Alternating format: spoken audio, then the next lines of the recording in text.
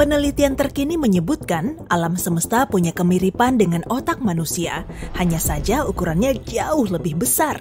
Jaringan saraf di dalam otak terdiri dari sekitar 86 miliar neuron, sedangkan alam semesta yang sudah tersingkap punya sekitar 100 miliar galaksi.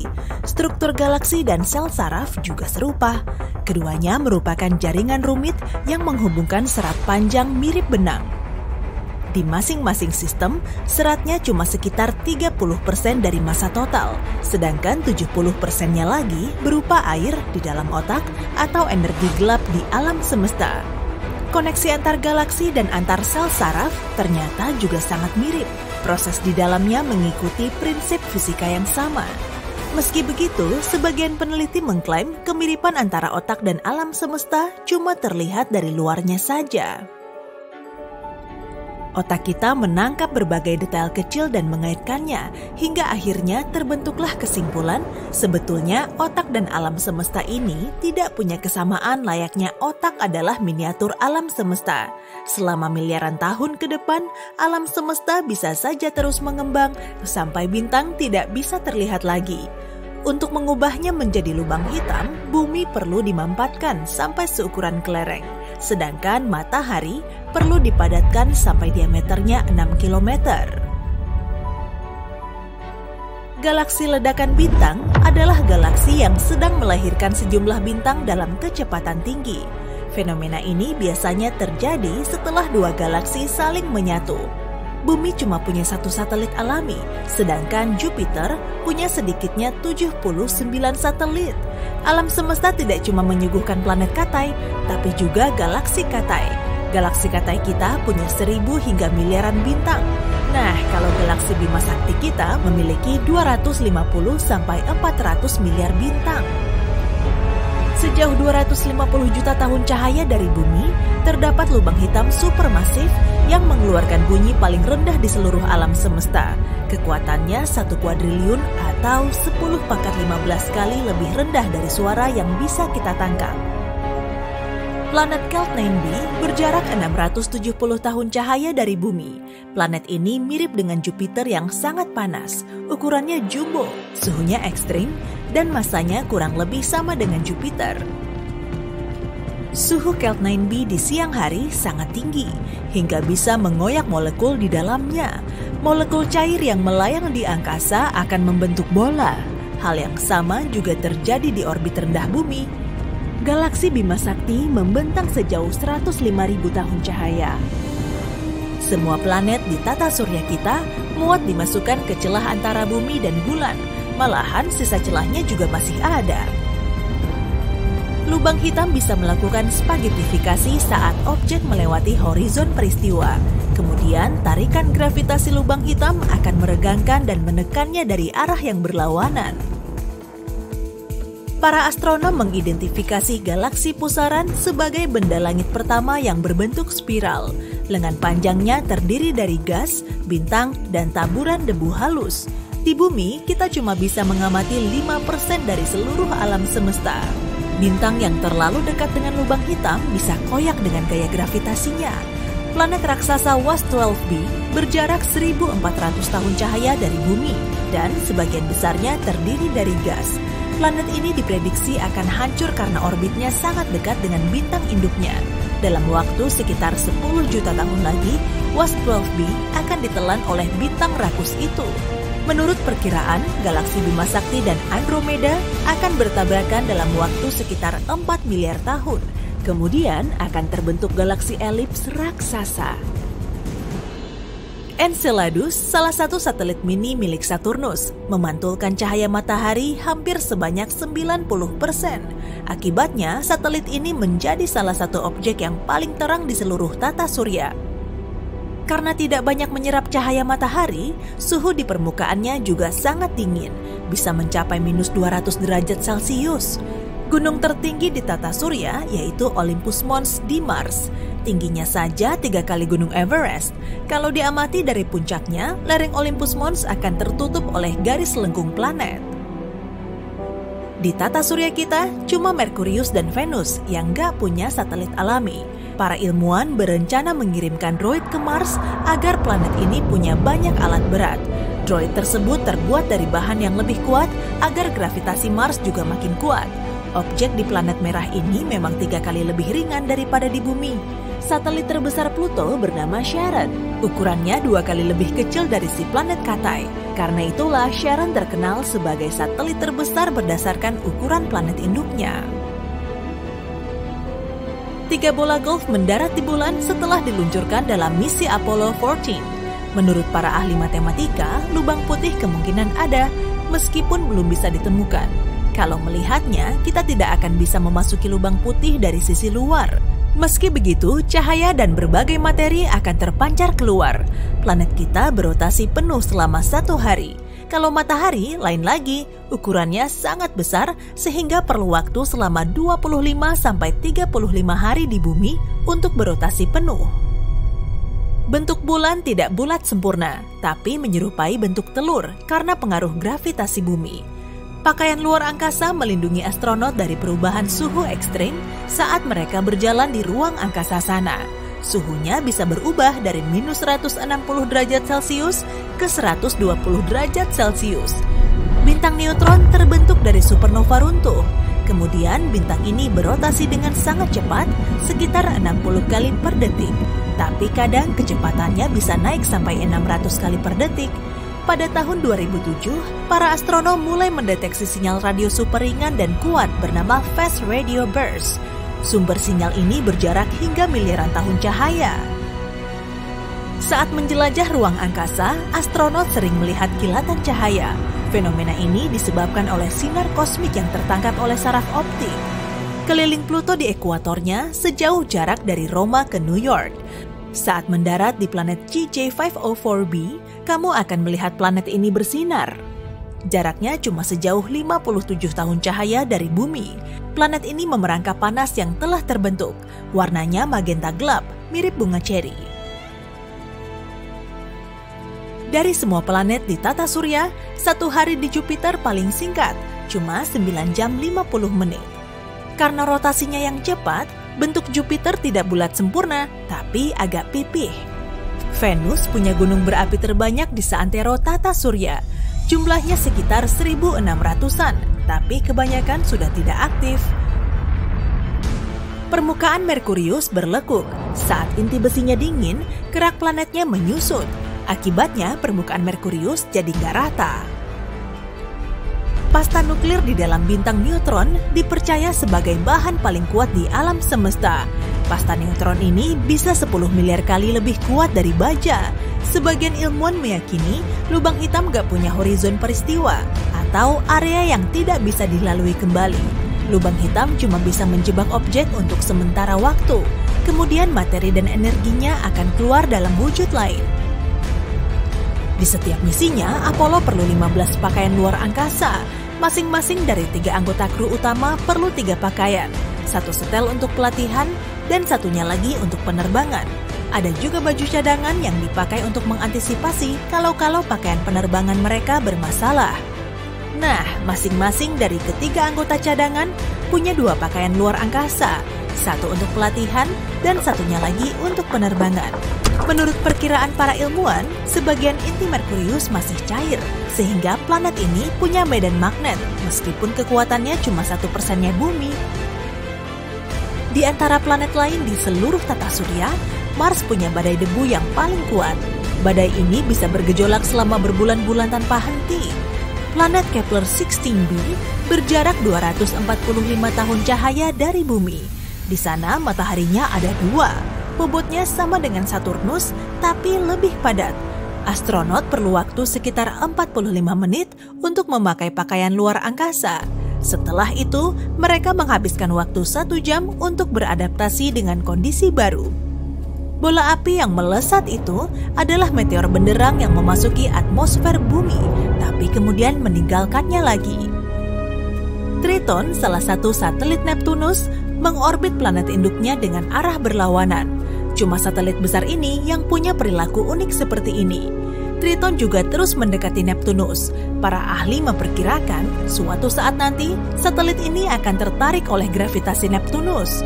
Kemudian akan menjadi cincin yang melingkari raksasa gasnya. Jarak Haumea ke bumi lebih jauh daripada ke Neptunus. Planet kerdil yang terlihat unik ini mengorbit sabuk Kuiper atau cincin es berbentuk donat yang mengelilingi matahari. Haumea punya 2 bulan, berbentuk lonjong dan berotasi penuh selama 4 jam di bumi. Wah, ini nih objek langit terkeren kita. Planet Katai ini dikelilingi oleh sejumlah cincin yang sangat tipis yang kemungkinan terbentuk oleh tabrakan purba. Periode revolusi Neptunus selama hampir 165 tahun di bumi. Dengan kata lain, sejak ditemukan pada tahun 1846, raksasa gas ini baru mengitari matahari sebanyak 1 kali. Satelit elektronik tiba-tiba jadi tak terkendali. Terjadi lonjakan tegangan di seluruh dunia. Di beberapa tempat terjadi pemadaman total. Para ilmuwan cuma punya sedikit data tentang perilaku matahari yang luar biasa ini. Jadi kita masih belum bisa memprediksi secara akurat bagaimana dan kapan badai geomagnetik berikutnya akan terjadi. Peristiwa badai geomagnetik pernah terjadi pada bulan Juli 2012. Tapi untungnya, badai ini tidak mengenai kita. Tapi cuma meleset 9 hari saja loh. Untuk memberi gambaran sekilas soal apa yang hampir terjadi, aku perlu menjelaskan beberapa hal mendasar tentang astronomi. Badai matahari adalah serangkaian efek yang kita rasakan di bumi setelah peristiwa tertentu terjadi di matahari. Bintang kita tidak lebih dari sebuah bola besar gas cair yang terus bergerak. Jadi peristiwa-peristiwa ini lebih sering terjadi daripada yang kamu bayangkan. Untuk memicu badai matahari terjadi, matahari harus melepaskan semburan-semburan energi. Semburan energi ini berupa suar matahari dan lontaran massa corona. Kedua fenomena ini mengirimkan muatan listrik dan gelombang medan magnet ke arah bumi dengan kecepatan yang sangat tinggi, yaitu sekitar 4,8 juta kilometer per jam.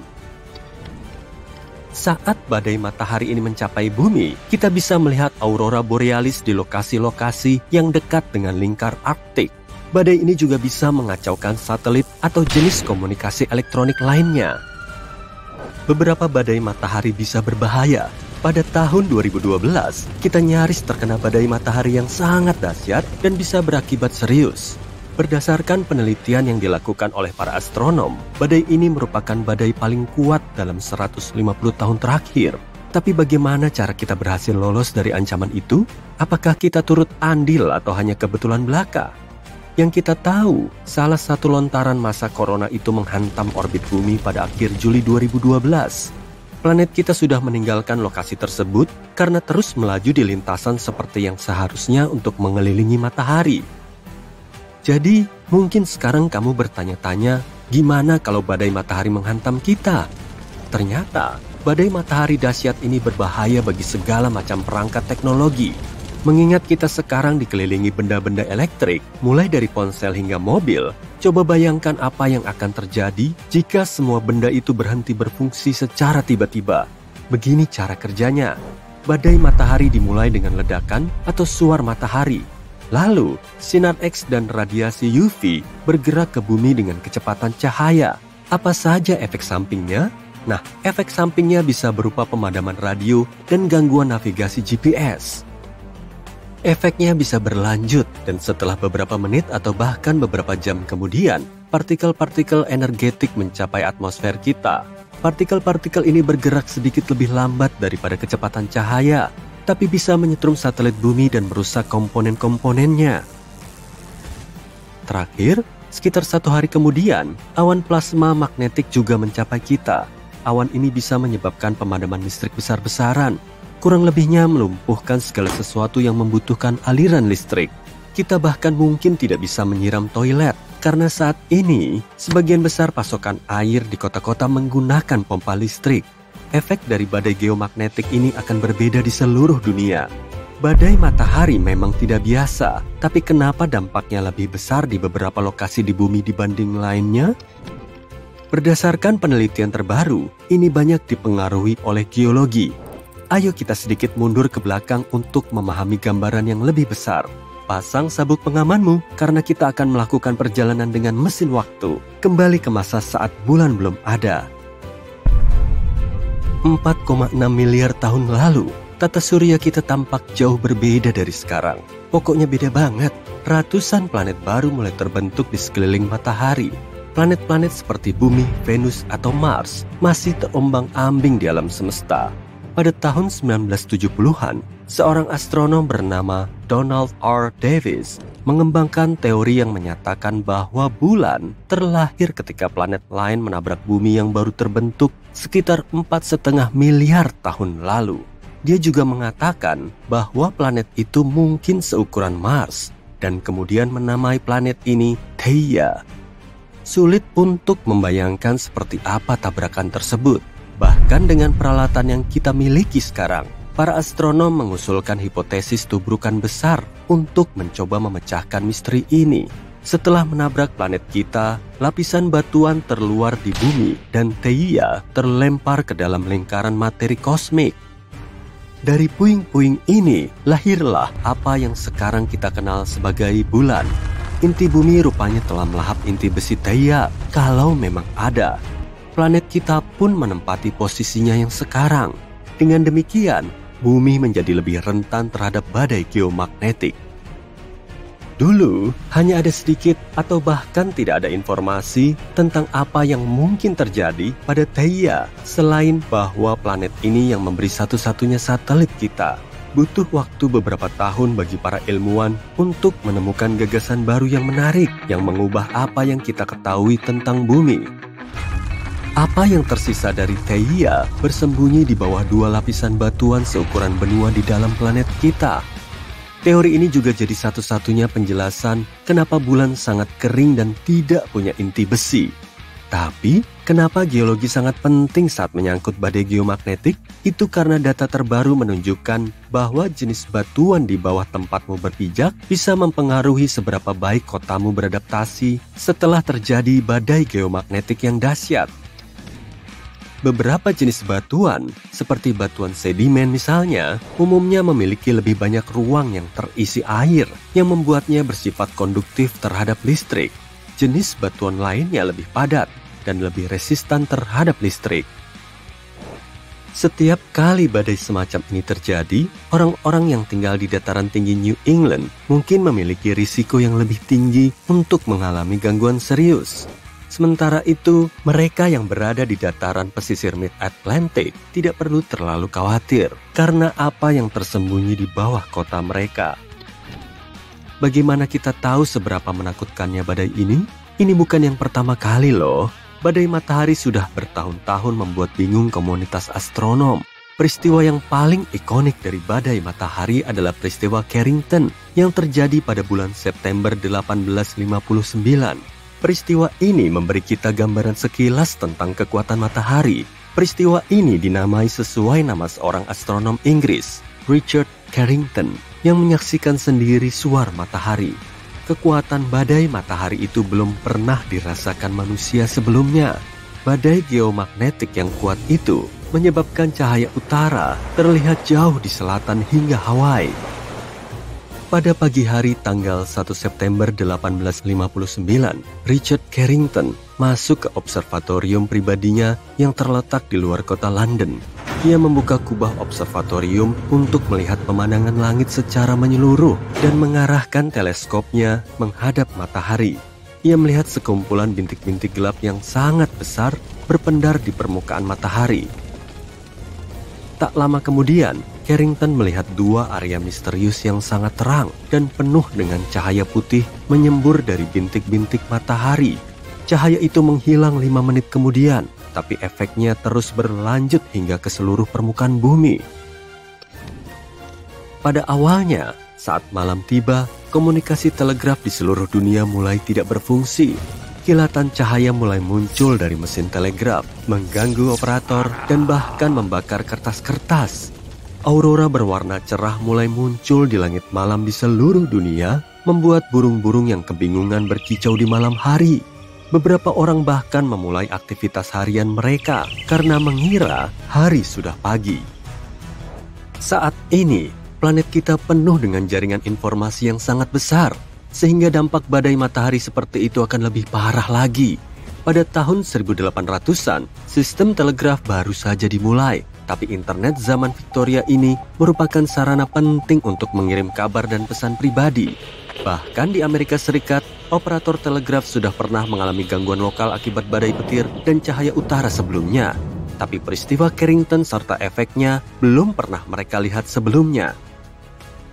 Banyak saluran telegraf di Amerika Utara menjadi tidak berfungsi. Seorang manajer telegraf yang berkantor di Pittsburgh bahkan ingat bahwa arus yang mengalir melalui kabel-kabelnya begitu kuat hingga kontak platina mereka nyaris meleleh. Contoh lainnya adalah seorang operator telegraf yang berlokasi di Washington DC bernama Frederick W. Royce yang terluka karena dahinya menyentuh kabel grounding. Sampel yang diambil dari lokasi tertutup es di bumi menunjukkan bahwa peristiwa Carrington 2 kali lebih besar daripada badai matahari yang pernah terjadi dalam 500 tahun terakhir. Sangat sulit untuk membayangkan seperti apa dampak badai sebesar itu pada masa kini. Tapi berdasarkan laporan tahun 2008 yang disusun oleh National Academy of Sciences, kerusakan yang ditimbulkannya bisa mengakibatkan kerugian antara 1 hingga 2 triliun dolar. Meski begitu, ada beberapa hal yang bisa kita lakukan secara individu untuk membantu mengurangi jumlah kerusakan. Contohnya membeli generator atau memasang suplai energi cadangan.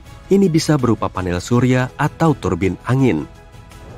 Selain itu, kita bisa melengkapi rumah kita dengan pelindung lonjakan arus yang terhubung ke panel listrik dan bisa menyelamatkan kita dari petir dan lonjakan listrik lainnya. Apa solusi paling sederhana dari semuanya? Selalu cabut semua perangkat listrik yang tidak sedang dipakai. Jika tidak terhubung ke sumber listrik, perangkat tersebut tidak akan terpengaruh oleh lonjakan listrik. Merkurius, sekitar 3,8 miliar tahun lalu, sebuah asteroid besar akan menabrak planet itu. Pecahannya berhamburan ke segala arah dibarengi gelombang ledakan. Saat debu mengendap, kita bisa melihat sebuah kawah hampir seukuran Danau Ontario. Yang paling menarik adalah bentuk kawahnya. Bentuknya mirip laba-laba. Tubuh bulat di tengah dengan sejumlah kaki yang mencuat dari kawah ke berbagai arah. Tapi yang paling aneh adalah kaki laba-laba itu tidak sejajar dengan bagian tengahnya. Ilmuwan cuma bisa menerka-nerka bagaimana lanskap seperti itu terbentuk. Sebagian berpikir bentuk laba-laba itu muncul jauh lebih awal dan meteorit yang jatuh hampir pas di tengahnya cuma kebetulan. Tapi, masih belum ada penjelasan gamblang tentang bagaimana bekas seperti itu bisa muncul di permukaan Merkurius. Misteri lain tentang Merkurius adalah proses terbentuknya. Satu teori menyatakan bahwa dulunya planet itu adalah bulannya Venus. Tapi seiring waktu, Merkurius tunduk kepada gravitasi matahari. Bintang itu benar-benar merenggut Merkurius, dan planet kecil itu mulai bergerak mengelilinginya. Yang mungkin membuktikan teori ini adalah kala rotasi Merkurius dan Venus. Merkurius perlahan-lahan kehilangan kecepatan rotasinya. Sekarang, 1 hari di planet itu sama dengan 58 hari bumi dan terus bertambah. Di saat yang sama, setelah kehilangan beban beratnya, Venus mulai berotasi lebih cepat. Teori lain mengatakan bahwa Merkurius bertabrakan dengan Venus sejenak setelah terbentuknya tata surya. Saat itu, Proto-Merkurius agak lebih besar dibanding planet yang kita kenal sekarang. Tapi kemudian, Merkurius kehilangan sebagian keraknya setelah tabrakan itu. Lalu tak lama, Venus mengumpulkan puing-puing ini. Tapi ilmuwan masih belum bisa memberikan jawaban pasti tentang bagaimana terbentuknya Merkurius. Uranus, sang raksasa gas yang jauhnya 18 jarak bumi matahari dari planet kita. Planet ini tampak tenang dibanding planet-planet besar lain seperti Jupiter dengan badai sebesar buminya. Tapi Uranus masih punya sesuatu luar biasa yang bisa dibanggakan. Bintik gelap ini, misalnya, terdeteksi oleh teleskop Hubble pada tahun 2006. Saat itu, ukurannya hampir 2 kali luas Alaska. Beberapa tahun kemudian, bintik-bintik terang muncul di sana. Ternyata itu adalah awan-awan metana yang bergerak melintasi permukaan planet itu dengan kecepatan 485 km per jam. Tapi kita tidak tahu persis apa penyebab badai di Uranus itu. Mungkin kita bisa memecahkan rahasianya dengan melihat misteri Uranus lain. Planet ini berotasi miring. Kalau kamu perhatikan poros planet kita, kamu akan melihat posisinya vertikal dan hanya sedikit condong. Hal yang sama berlaku bagi kebanyakan planet lain dalam tata surya kita. Tapi tidak dengan Uranus. Porosnya hampir horizontal terhadap matahari. Salah satu kutub Uranus disinari matahari sepenuhnya sepanjang waktu. Hari kutub di planet itu berlangsung selama 42 tahun bumi. Ketika kemiringan poros Uranus berubah, hari kutub dimulai di sisi lain planet itu. Kutub lain tenggelam dalam kegelapan selama 42 tahun. Perubahan musim ini memunculkan badai dahsyat di permukaan planet itu. Tapi alasan persisnya Uranus miring tidak diketahui. Mungkin miliaran tahun lalu, raksasa gas itu bertabrakan dengan beberapa asteroid yang akan menjadi planet muda. Protoplanet seperti itu, yang bobot dan ukurannya mirip dengan bumi, bisa jadi telah memiringkan Uranus setelah menabraknya. Tapi ini baru hipotesis. Sekarang, mari kita pergi ke satelit Jupiter, Europa. Misteri terbesar di sini adalah apakah ada kehidupan di bulan ini.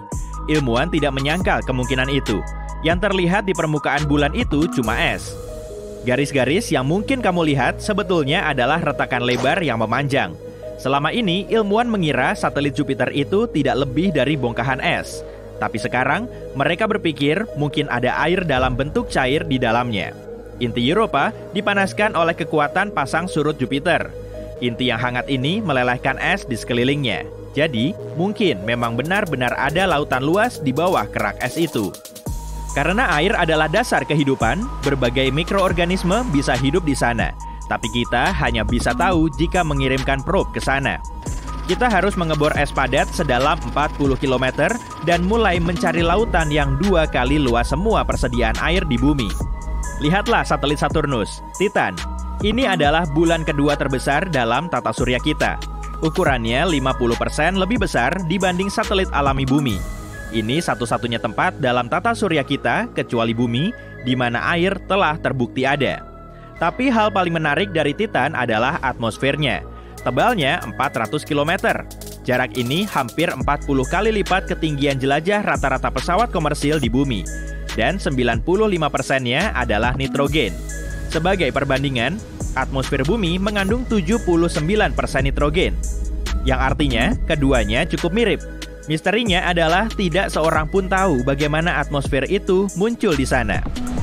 Satu teori menyatakan bahwa bertahun-tahun lalu, sejumlah meteorit menghantam permukaan Titan hampir tanpa henti.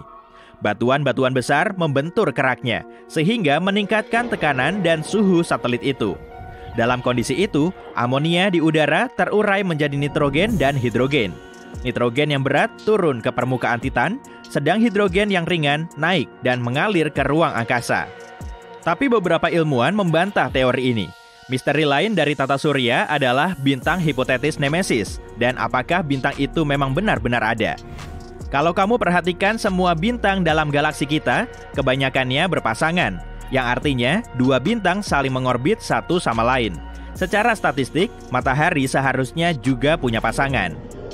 Beberapa ilmuwan telah berasumsi bahwa kepunahan massal terbesar di bumi ada kaitannya dengan objek misterius di angkasa luar.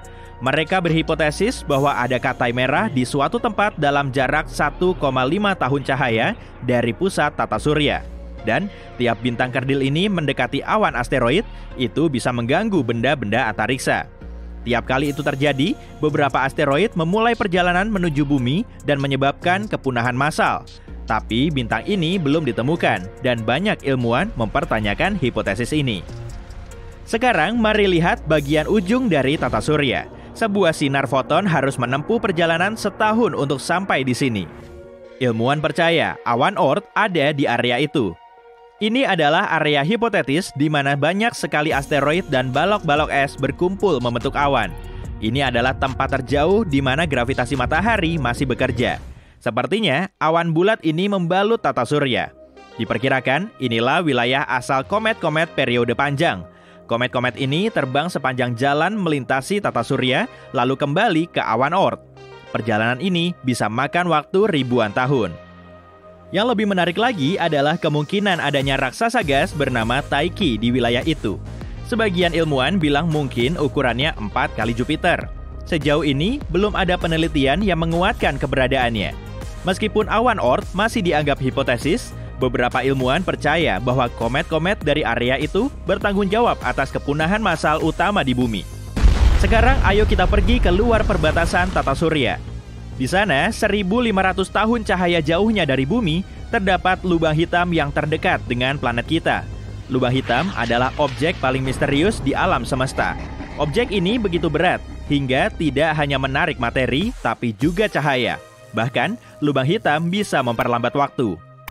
Begitu sesuatu terjebak dalam gravitasi lubang hitam, benda itu tidak akan pernah lolos. Cahaya dan materi lambat laun menetap di dekat horizon peristiwa dan segera lenyap ke dalam kegelapan tak terbatas. Waktu berjalan dengan berbeda di sini. 1 menit di dekat lubang hitam bisa setara dengan berminggu-minggu di bumi. Misteri terbesarnya adalah apa sebenarnya yang terdapat di dalam lubang hitam. Sebagian berspekulasi bahwa isinya hanyalah tekanan yang menghancurkan apa saja yang sampai ke sana. Yang lain berkata, ini mungkin merupakan portal menuju dimensi lain atau lubang cacing menuju tempat lain di alam semesta. Kalau itu benar, maka lubang putih juga ada, sebagai jalan keluar dari portal lubang hitam dan lubang cacing. Tapi sejauh ini, lubang putih belum pernah ditemukan. Nah, bagaimana kalau kita pergi ke perbatasan hipotetis seluruh alam semesta? Tempat itu dinamakan Eridanus Supervoid. Jika kamu lihat peta alam semesta, akan tampak suatu tempat dingin kosong seluas kira-kira 1 miliar tahun cahaya. Garis tengah galaksi Bima Sakti saja cuma 100.000 tahun cahaya. Misteri utamanya adalah bagaimana tempat itu muncul. Satu teori berpendapat bahwa ini adalah bekas yang ditinggalkan oleh tabrakan 2 alam semesta paralel. Bayangkan, alam semesta seperti gelembung raksasa. Dan suatu hari, 2 dari gelembung ini bertabrakan. Saat itulah alam semesta paralel menarik beberapa galaksi keluar dari gelembung kita. Sejauh ini, hanya inilah penjelasan tentang bagaimana kehampaan dingin seluas itu bisa muncul di alam semesta kita.